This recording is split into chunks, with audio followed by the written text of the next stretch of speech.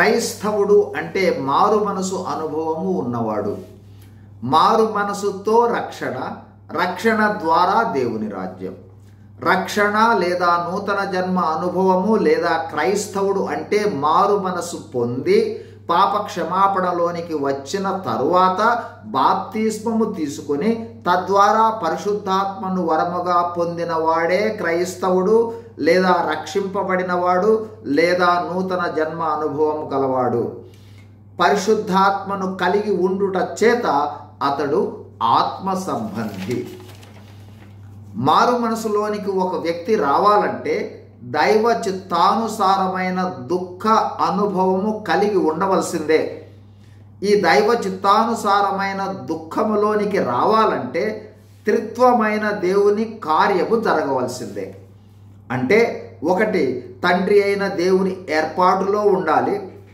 2, వాక్యమయ్యున్న యేసు ప్రభువారు అతని వద్దకు వెళ్ళి వాక్యము ద్వారా దర్శించాలి. 3, పరిశుద్ధాత్ముడు అతనిని వాక్యము చేత స్పందింపచేసి పాపమును గూర్చి ఒప్పింపచేసి పాప పశ్చాత్తాప భావన కలుగచేయుట వలన అతడు తన పాపముల కొరకు పశ్చాత్తాపపడి దుఃఖిస్తాడు.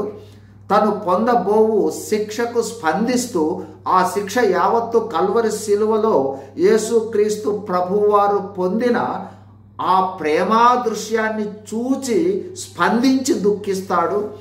దేవుని ప్రేమ ద్వారా తాకబడి కేవలము నమ్మిక ద్వారా పాప క్షమాపణ పరలోక రాజ్యం అనే మాటలు తన హృదయాన్ని స్పందింపచేయటం ద్వారా దుఃఖిస్తాడు. ఈ విధంగా త్రిత్వమైన దేవుడు తాకుట వలన పైన చెప్పినవి మాత్రమే కాదు, ఇంకా అనేక విధాలుగా తను స్పందింపబడి పశ్చాత్తాపంతో దుఃఖంలోనికి వస్తాడు.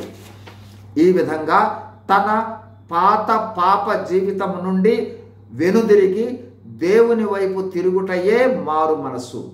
ఈ అనుభవంలోనికి వచ్చిన వ్యక్తి తరువాత వెళ్ళు అనుభవము పాప క్షమాపణ అనుభవము తరువాత వీడియోలో చూద్దాం.